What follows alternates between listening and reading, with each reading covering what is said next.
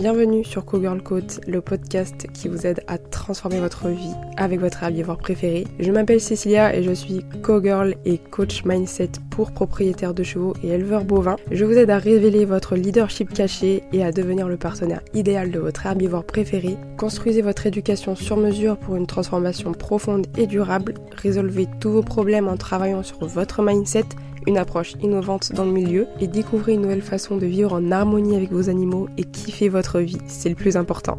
Et n'hésitez pas à laisser un petit commentaire et une note pour soutenir le podcast et bonne écoute. Bonjour à tous, je suis super contente de vous retrouver aujourd'hui dans un tout nouvel épisode de podcast avec un titre un petit peu accrocheur. Aujourd'hui on va surtout parler de dépendance affective avec son cheval. On va comprendre pourquoi nous, humains, pouvons parfois avoir un besoin excessif d'amour envers son cheval, comme de la dépendance affective, et pourquoi cela peut vraiment faire souffrir tout le monde sur le long terme. Donc, si ce genre d'épisode te plaît, n'hésite surtout pas à mettre un commentaire et à partager ton expérience, parce que je sais que c'est très personnel et ça va être très profond. Ça peut peut-être soulever certaines choses, donc prends vraiment ton temps d'intégrer tout ce qui va se passer dans cet épisode-là, parce que ça peut peut-être faire remonter des choses. Voilà, mais je suis passée par là, j'ai été une grande dépendante affective et mes chevaux, surtout Taram, on a subi un peu les conséquences. Donc c'est pour ça que je voulais te partager ça aujourd'hui. On dit souvent que nos animaux nous aident à surmonter les épreuves de la vie, qu'ils nous aiment sans condition, et ça peut avoir des effets sur les dépendants affectifs. J'en ai moi-même fait les frais, et tout le monde est plus ou moins dépendant affectif. Nous sommes des êtres sociaux qui avons besoin de contact et d'amour d'autrui. Seulement, quand on porte des blessures émotionnelles très ancrées, notre réalité, elle est complètement faussée. On peut avoir l'impression de manquer d'amour de la part des autres, et c'est une réelle souffrance, et j'insiste bien. On peut donc être tenté, au lieu d'aller chercher cet amour-là chez nous, en nous, d'aller le chercher chez notre cheval. Par exemple, pour s'en rendre compte, on peut inconsciemment, ou consciemment d'ailleurs, dire « je n'aime pas les humains » ou « les animaux ont plus d'humanité que les humains ». Toutes ces phrases un peu misanthropes qui, justement, visent à préférer les animaux plutôt que nous, les êtres humains.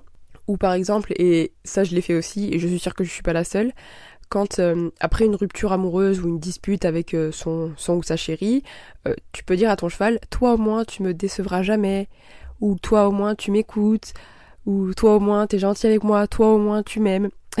Voilà, et bienvenue au club, parce que moi c'est ce que j'ai entretenu pendant des années. Et ça, c'était mon mindset avant que je prenne conscience de mes blessures, et que si je voulais m'apaiser, j'allais devoir faire le travail seule et arrêter de mettre toute la responsabilité sur le dos de mon pauvre cheval. Alors déjà qu'il me portait physiquement, si en plus il devait porter tous mes maux et toutes mes blessures, c'est exactement ce qu'il a fait, et on en reparlera, mais évidemment que ça a eu des conséquences chez lui. La dépendance affective peut entacher la relation car l'humain dépendant est en recherche constante d'amour extérieur, sauf que les animaux n'expriment pas l'amour de la même façon que nous, et surtout l'amour qu'attend un dépendant affectif. Et c'est pour ça que je dis que c'est une réelle souffrance. On peut donc se sentir rejeté, abandonné par notre propre animal alors que c'est complètement irrationnel, mais c'est une vraie souffrance légitime qui existe et qui flingue vraiment l'estime de soi. L'estime de soi, c'est la valeur qu'on se donne et elle est créée de très bonne heure dans l'enfance en fait, et c'est ce qui va vraiment... En fait, c'est les fondations même de l'être humain. C'est-à-dire que quand on est enfant, on n'a rien d'autre à faire que d'être et de recevoir l'amour de nos parents. Si jamais on a été en manque, ou si jamais on a subi des paroles blessantes qui ont directement atteint l'estime de soi, on va conditionner notre estime, notre mauvaise estime tout le long de notre vie en fait. Et sur une estime de soi qui est bancale, va se rajouter du coup une confiance en soi qui est déplorable et un désamour de soi qui est très profond. Les animaux nous aident et nous aiment, mais ils restent des êtres vivants avec leurs propres émotions, leur propre vécu, et en plus de leurs blessures, ils portent aussi les nôtres. Alors, c'est super important de prendre soin d'eux en prenant d'abord soin de nous. Alors, comment on peut prendre soin de nous en étant, propriétaire, cavalier, gardien d'un cheval? Ça peut passer par, justement, la connaissance du cheval, puis de notre cheval en particulier. On a la connaissance du cheval en général, de l'animal, comment il fonctionne, c'est quoi ses besoins, comment il apprend, qu'est-ce qui se passe dans sa tête, quelles sont les différences avec nous. Et puis ensuite, la connaissance de notre cheval en particulier à travers l'expérimentation tous les jours, dans la vraie vie, au quotidien, mais aussi dans des situations un petit peu plus extrêmes, pas forcément, mais dans des situations un peu plus challengeantes, stressantes, par exemple en compétition, sur la route, des situations un petit peu qui cassent vraiment la routine, des nouvelles expériences. Voilà, parce que notre cheval est un individu à part entière et que le comparer à l'associer à son espèce dans son entièreté, c'est complètement aberrant en fait. C'est comme si on disait que les humains étaient tous pareils. Les chevaux ne sont pas tous pareils. Ils ont chacun leur vécu, leur passé, leur sensibilité et leur prisme de la vie. Prendre soin de nous, ça passe aussi par la connaissance de soi. De la même manière que je viens de l'expliquer pour le cheval, on est tous différents, on a tous notre individualité, notre prisme de la vie. En plus, nous les humains, on a des croyances limitantes parce qu'on a l'ego qui rentre en jeu. Donc c'est important de toujours s'observer et de toujours chercher à nous connaître, à nous comprendre, chercher à toujours se comprendre et à prendre soin de soi, ça c'est une grosse preuve d'amour de soi et d'auto-leadership. En fait, on est incapable d'aimer quelqu'un qu'on ne connaît pas. Donc comment est-ce que vous voulez vous aimer si vous ne vous connaissez pas entièrement, dans votre entièreté? Bien sûr, on n'est pas obligé d'attendre de se connaître à 100% avant de s'aimer, bien sûr que non. Heureusement d'ailleurs. Mais l'amour de soi, c'est vraiment je t'aime inconditionnellement, donc comme tu es, et je vais adapter tous mes comportements en fonction de ce que tu es. Donc ça marche vraiment très bien pour nous, et voilà, apprendre à nous connaître à travers les expériences, la vie quotidienne, mais aussi de nouvelles expériences, des expériences plus challengeantes, de stress, de compétition, à travers les deuils, les séparations, la souffrance, la tristesse, la joie, la réussite. Tout ça, en fait, ce sont des occasions pour apprendre à nous connaître davantage, que ce soit avec ou sans notre cheval d'ailleurs. Et enfin, prendre soin de nous, ça passe aussi par la connaissance de notre couple cavalier-cheval. Parce que nous sommes deux individus à part entière, mais quand on fonctionne ensemble, on est vraiment dans un espace où la vie est différente, où les interactions sont différentes. Comment se passe notre relation? Qu'est-ce qui se passe dans notre relation? Est-ce que notre relation, elle est vraiment fusionnelle? Est-ce que on se dispute souvent? Est-ce que on est capable de grandes choses ensemble? Est-ce que il n'y aurait pas un peu trop d'attente là-dessous? Et ça, on va reparler. Qu'est-ce qui se passe? Qu'est-ce que tu te dis à propos de ta relation avec ton cheval exactement? Est-ce que par exemple tu as tendance à dire je le connais par cœur? Parce que ça aussi c'est un leurre de l'ego. Ça pourrait aussi vouloir dire j'ai tellement besoin qu'il soit comme je le vois. C'est un bon indicateur de notre souffrance, ça aussi. Le problème, c'est que cela limite l'animal uniquement à ce qu'on voudrait qu'il soit, au lieu de nous exprimer qui il est dans toute son entièreté. Et je vous rassure, on fait la même chose pour nous. On est tellement persuadé d'être uniquement une seule chose, qu'on va complètement oublier que en fait on est aussi l'opposé et on est tellement plus que ce qu'on se définit en fait. On a tellement de parts de soi à exprimer, à mettre en lumière et à matérialiser dans la vraie vie en fait, concrètement, que juste on se conditionne à une seule case, on passe notre temps à se mettre dans les cases alors qu'on est fait pour en sortir, on est fait pour s'exprimer complètement et pleinement. Quand on est dépendant affectif aussi, je sais qu'on peut être amené à croiser la route de chevaux un peu atypiques entre guillemets, d'anciens chevaux maltraités, réformés, qui ont un passé lourd, etc. C'est pas pour rien. Encore une fois, c'est parce qu'on recherche ce qui nous ressemble à première vue. C'est pas parce qu'un cheval a été maltraité dans son passé qu'il est incapable de kiffer sa vie aujourd'hui. Mais encore une fois, ça c'est ce que recherche un dépendant affectif. Un dépendant affectif, il a la blessure d'abandon. Donc il va aussi constamment rechercher des êtres vivants qui ont été abandonnés, qui peuvent le comprendre en fait. Sauf que quelqu'un qui te comprend, quelqu'un qui est dans la même énergie que toi, dans la même vibe que toi, il va confirmer la croyance que t'as été abandonné. C'est triste, quelle horreur. T'es conditionné à devenir dépendant affectif toute ta vie. Et en fait, ça ne te fait pas évoluer. Tu refuses de voir la vie autrement que par la dépendance affective. Alors, je sais que comme ça, c'est plus facile à dire qu'à faire, parce que le chemin peut être très long, et encore une fois, c'est une déconstruction des croyances de l'ego qu'il faut entreprendre petit à petit. C'est pas du jour au lendemain qu'on va se dire allez, c'est fini, je suis plus dépendant affectif, la blessure d'abandon c'est terminé. Non, ça n'existe pas. D'ailleurs, j'ai déjà fait un podcast sur la blessure d'abandon, je vous invite à aller l'écouter parce que c'est super intéressant. Mais là en fait, je voulais surtout appuyer sur le fait que c'est important de déconstruire tout ce système, en fait, toute cette recherche de validation de cette croyance à travers des comportements, à travers la recherche d'animaux qui, eux aussi, finalement, sont dépendants, alors qu'en réalité, ils ne le sont pas du tout, c'est juste nous qui voulons absolument qu'ils le soient, et c'est vraiment, encore une fois, j'appuie sur le fait que c'est vraiment une souffrance de l'humain. C'est-à-dire que si le cheval ne vient pas te voir auprès, ça peut être un traumatisme, mais vraiment. Tout de suite, on va se dire « Oh, il ne m'aime plus, ça y est, il me fait la gueule, il m'a trahi, je le trahis, qu'est-ce que j'ai fait pour mériter ça ?» On peut partir très très loin, comme ça. Finalement, toute cette histoire-là, ce sont tout simplement des projections et des attentes. Projections parce que, encore une fois, on va vouloir que le cheval soit comme ça, et on ne va pas le voir autrement, c'est-à-dire que toutes les parts qu'il exprime, on va juste pas les voir. C'est normal, encore une fois, nos croyances nous poussent à voir et à faire des choses qui vont les valider. Ensuite, les attentes, et oui, évidemment, on attend à ce que notre cheval nous aime, puisqu'on est incapable, nous, de nous apporter notre propre amour, et on se sent aussi abandonné par nos congénères humains, eh bien, on va attendre de notre cheval qu'il fasse tout le travail pour nous. Pourquoi c'est dangereux ? Parce que le cheval n'a pas d'ego, donc il n'a pas cette notion d'identité, et puis il a un cerveau qui est quand même très différent du nôtre, un cerveau qui est beaucoup plus animal, ancestral, qui est vachement plus lié à ses émotions, mais aussi à son instinct de survie. Son cortex est très peu développé, et son cortex préfrontal, il est juste capable de se concentrer, mais il n'est pas capable de faire des stratégies, d'avoir de la volonté, enfin, d'avoir plein de choses comme nous, en fait.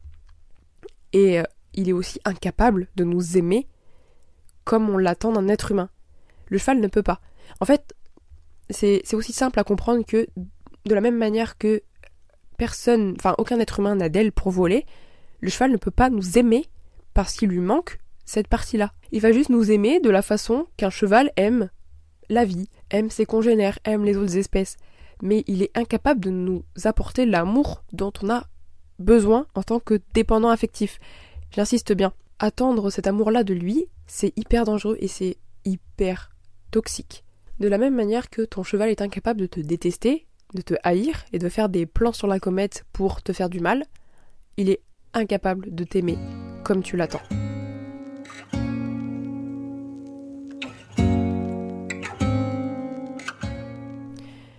Alors, ça peut être un petit peu douloureux à entendre au début, surtout quand on est un peu dépendant affectif comme moi, comme moi avant. C'est vrai que quand je suis tombée sur ces notions-là, tout de suite je ne voulais pas les entendre, et c'est normal, et encore une fois, je prouvais par A plus B que mon cheval m'aimait et qu'il faisait tout pour prendre soin de moi, etc. Oui, mais à sa façon de cheval. Pas à sa façon d'un être humain, ou d'un conjoint, ou d'un ami, ou... Voilà, sa façon de cheval. Et en fait, c'est complètement ok, et finalement, je vous invite plutôt à voir la vie autrement. Si mon cheval est incapable de m'aimer comme je l'attends d'un être humain, ok. C'est quoi l'amour d'un cheval ? Vas-y, montre-moi. Regarde maintenant avec un œil neuf ton cheval, et regarde comment il est capable aussi de t'apporter son amour. C'est complètement ok, c'est un animal, et en fait, ça n'empêche pas de pouvoir faire de grandes choses avec. Avoir des moments simples, avoir des moments de pure présence, c'est plutôt ça en fait qui fait la différence entre un cheval et un être humain. C'est que c'est plus facile en sa compagnie de basculer dans un moment de pure conscience et de pure présence plutôt qu'avec un être humain, alors que c'est complètement faisable aussi. Mais ils ont beaucoup à nous apporter. Et ils ont beaucoup de choses à nous révéler aussi sur nos parts d'ombre, sur nos blessures qu'on n'arrive pas à conscientiser et qu'on n'arrive pas à accepter. Il ne faut pas oublier aussi que les animaux sont des éponges émotionnelles, et les chevaux n'y échappent pas, ça c'est une certitude. Les animaux sont capables d'absorber nos propres émotions, en plus de les leurs. C'est pour ça que je disais tout à l'heure qu'ils portent nos blessures en plus de porter les leurs. Et toutes ces émotions-là, toutes ces émotions bloquées dans notre propre corps, peuvent somatiser dans leur propre corps à eux. Et c'est pour ça qu'aujourd'hui, on n'a jamais eu autant d'ermites estivales, on n'a jamais eu autant de chevaux emphysémateux, on n'a jamais eu autant de maladies chroniques en fait avec nos animaux, avec les chevaux aussi notamment, tout simplement parce que nos émotions s'impriment dans leur corps et finissent par éclater en maladie. Et il y a plein de cas avérés où l'humain se soigne et l'animal guérit comme par magie, entre guillemets, pour la médecine moderne. C'est juste absolument normal. Absolument tous les maux, bon je fais une petite parenthèse, mais absolument tous les maux de la Terre entière ont une origine psychologique et émotionnelle. Donc à partir du moment où on sait ça, bon bah tout est finalement plus logique quoi. Dans la culture du cheval royal, donc européenne, où c'est vraiment les nobles qui montent à cheval, que les gens riches, que les gens haut placés, voilà, dans l'inconscient collectif c'est un peu ça. On va vraiment aussi mettre le cheval comme le prolongement de nos jambes, une partie de nous. On dit, il y a un proverbe aussi qui dit que enlève un cheval à son cavalier, il lui manque la moitié de son sang, un truc comme ça. En fait, toute cette apologie de cette relation hyper fusionnelle, hyper complice avec son cheval, c'est aussi malheureusement hyper toxique, parce qu'on va normaliser le fait de compter absolument sur son cheval dans sa vie, de s'identifier à son cheval. Je crois que j'en ai déjà parlé dans l'ancien podcast, mais cette notion d'identité, de quand je suis avec mon cheval, je me sens super puissante, je me sens libre, je me sens comprise. Quand je suis sans mon cheval, je me sens comme une merde, je ne sais plus qui je suis sans lui. On en reparlera aussi, mais quand on perd son cheval, le deuil peut être très très compliqué si on a mis une notion d'identité qui est très forte. Et il faut savoir que les dépendants affectifs font vraiment ça, s'accrochent vraiment comme une moule à son rocher, à son cheval, en l'occurrence. Et c'est super destructeur pour la relation. Mais on se dit que tout est normal, tout est banal, puisque voilà, on voit des images où le cavalier, son cheval est hyper fusionnel, sans filet, sans mort, on s'imagine que c'est la confiance totale, l'amour inconditionnel total. Non, c'est encore une fois des préjugés, et encore une fois des croyances qu'on propage un petit peu partout, alors qu'en fait, juste non, monter à cru sans filet, c'est juste de la sensibilisation bien maîtrisée, on en a déjà parlé, et c'est ok, Ça veut pas dire que le cheval a rien à nous apporter et que c'est nul, au contraire, c'est incroyable. C'est incroyable de communiquer, de vivre avec ces animaux. Mais ils sont aussi là pour vraiment mettre en lumière et appuyer nos zones d'ombre et nos blessures. C'est un podcast un peu plus profond que d'habitude.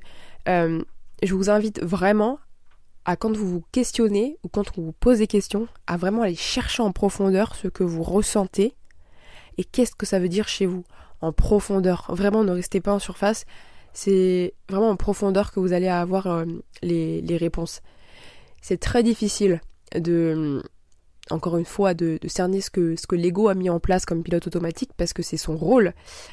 Donc c'est pour ça qu'une fois qu'on l'a conscientisé, il faut déconstruire ça en mode petit à petit, de façon un peu fourbe, j'ai envie de dire, mais de façon à ce que nous ayons de nouvelles pensées, donc de nouvelles paroles, de nouveaux gestes pour construire une nouvelle vie. Pour déblayer ces attentes et ces projections, surtout si tu es dépendant affectif, je t'invite à te poser ces 2-3 questions. Donc, la première c'est: quelles identités je donne à mon cheval?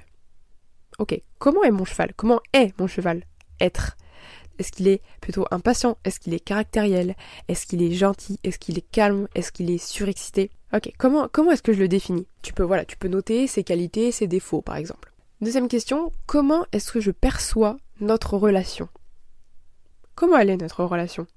En général, quand on fait ça sur deux humains qui sont en couple, personne n'a la même perception de la relation, parce qu'en fait, chacun a des besoins différents, chacun a des prismes différents, et chacun a des croyances différentes aussi. Donc comment est-ce que je perçois notre relation avec mon cheval? Et enfin, qu'est-ce que mon cheval m'apporte que je ne suis pas capable de m'apporter seule? Est-ce que je vais chercher du réconfort auprès de mon cheval à chaque fois? Est-ce que mon cheval me donne le sourire quand toute ma journée ça n'allait pas? Est-ce que j'ai besoin de mon cheval, besoin obsessionnel de mon cheval? En fait, je veux vraiment que vous compreniez la subtilité. Le but, c'est pas de dire que je m'en fous de mon cheval, mais le truc à dire, c'est ok, mon cheval est super important pour moi, mais j'ai conscience que je dois prendre soin de moi si je veux prendre soin de lui, et je suis capable de l'écouter dans son entièreté sans attendre quoi que ce soit de sa part. Alors, encore une fois, même quand on a fait ce chemin-là, on a tous des attentes, mais par contre, c'est bien de les conscientiser et de pouvoir ensuite rectifier le tir. Ce genre de questions, moi-même, je le fais tous les mois pour être bien sûr de ok, dans quelle direction je vais et qu'est-ce que j'ai besoin d'aller chercher chez moi finalement, qui après va me permettre d'être beaucoup plus à l'écoute de mon cheval, sans attente, sans projection. Voilà, j'espère que ce podcast ne vous aura pas trop brassé, et bien évidemment que votre cheval vous aime, mais il vous aime avec un amour de cheval. Voilà, donc si vous avez de la nourriture sur vous, c'est l'idéal. Voilà. Non, je rigole, j'ai fait un petit peu un raccourci un peu nul. En tout cas, il vous apprécie, vous lui apportez du confort. En tout cas, c'est tout ce que je vous souhaite. Vous lui apportez du confort, une belle vie remplie de kiff. Donc évidemment qu'il vous aime. Maintenant, il vous aimera jamais comme votre chéri, votre famille ou comme un humain, en fait, tout simplement. Et c'est ok. C'est ok et c'est vraiment trop cool parce que on peut faire beaucoup de choses avec nos chevaux. Et nos petits chevaux sont aussi là pour nous mettre en lumière, pour nous mettre en miroir face à nos blessures qu'on doit prendre en charge en fait chez nous. On reprend notre responsabilité et on reprend notre pouvoir créateur sur notre propre vie. Donc, si tu es dépendant affectif, n'hésite surtout pas à faire une thérapie. Moi, c'est ce que j'ai fait, ça m'a beaucoup aidé. Et déconstruis progressivement ton ego et tout ce qui est associé. Je t'envoie beaucoup d'amour parce que c'est difficile comme épreuve. Je sais ce que c'est. Mais prends soin de toi, reviens à des choses plus simples. Et puis, si jamais tu vas apprendre à revenir à des choses beaucoup plus simples, à passer des moments de qualité avec ton cheval, à partager de nouvelles expériences avec dans l'instant présent, tout en ayant au préalable posé de bonnes fondations solides dans une nouvelle maison sans relations toxiques et sans dépendance affective, eh ben, tu peux dorénavant t'inscrire sur la liste d'attente de la Cowgirl Coach Division que je te mets juste dans la description de YouTube. Et si tu m'écoutes sur les plateformes d'écoute, eh bien tu peux aller regarder dans ma bio Instagram et t'inscrire dorénavant à la liste d'attente. Voilà, les places vont être limitées, donc c'est pour ça que j'ai créé une liste d'attente pour que vous puissiez en avant-première pouvoir prendre rendez-vous avec moi au téléphone et pour qu'on puisse discuter de votre situation. Les dépendants affectifs sont les bienvenus, vous inquiétez pas, on va bien bosser dessus. Mais voilà, je vous envoie beaucoup d'amour et si ça vous intéresse, n'hésitez surtout pas à aller regarder. Je vais m'arrêter là et je vous fais plein de gros bisous et je vous dis à la prochaine, ciao.